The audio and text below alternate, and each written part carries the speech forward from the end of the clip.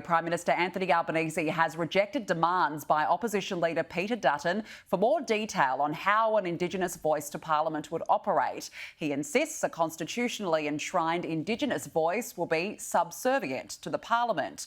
Joining me now live is Shadow Finance Minister Jane Hume. Thank you for joining us this morning. Is keeping the voice subservient to Parliament the best approach? That would give you more flexibility for change into the future, wouldn't it? Danica, the best thing would be if it were clear what it was that Australians were voting on at this upcoming referendum. Recently, there has been an inquiry into the referendum mechanics themselves, so not necessarily the model, but how the referendum will be conducted. And that will bring it into line with more modern elections, making sure that there are donation laws and particularly laws around foreign interference. But the problem is that there's been some substantial changes to the way that we conduct referendum in the past that will make it more difficult for Australians to get information about what it is that they're voting for. For instance, there won't be an official yes or a no campaign. And when we asked officials why that was, they said it's a decision for government. But government won't appear to discuss why it was that they've made that decision. There won't be a pamphlet. There's been pamphlets in a referendum past to make sure that people are informed as to what it is they're voting for. There won't be a pamphlet. There won't even be a pamphlet online, let alone one delivered to people's houses. You would think if you want a successful referendum, and Australians deserve a successful referendum, that you would want to give them as much information as possible so that they can make a fair, full and informed decision about how we change our national document. So if there was more information, as you're calling for here, would you support it?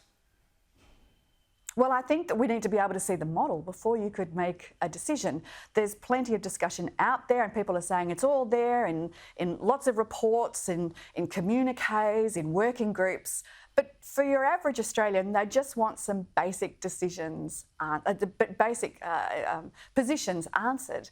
And they're the questions that Peter Dutton has put forward. It's not unreasonable to ask for more information. It's not unreasonable to put yourself in the shoes of your average Australian and say, well, what is it that we are voting for or against at this referendum and why? Why is it so important?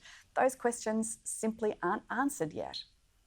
All right, let's move on now. You, of course, co-authored the report into the 2022 election loss.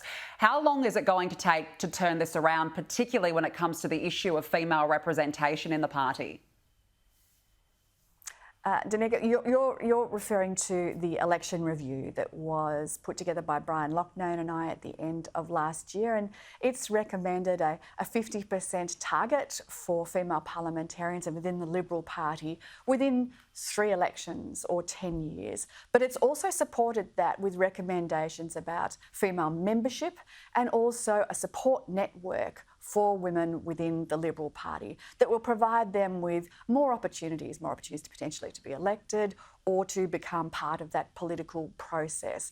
And it's having those recommendations work together that will make them so powerful and so sustainable into the future.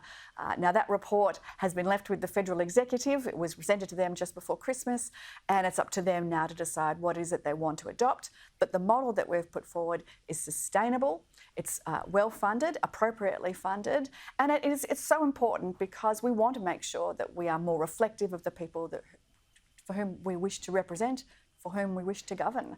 And that's why it's important that we do this. And you've called for a fundraising levy for federal MPs to contribute to a new women's network. Why do you think that this would be the best way to boost representation? Well, lots of people have great ideas about how to bring more women into the Liberal Party, but the problem is they don't have the funding mechanism behind it to make sure that it's sustainable into the future. It wasn't the only funding mechanism. There is also the Dame Ended Lions Fund, which raises money for female candidates. There would be potentially a subscription to the network, as well as a fundraising levy, a pretty notional one, that could be imposed on sitting members of Parliament. And it's important that we all participate in this because it is important for all of our futures, not just the future of women in Parliament. What do these proposed reforms mean for the likelihoods of future MPs returning, like Josh Frydenberg, for example? Would this then make it difficult?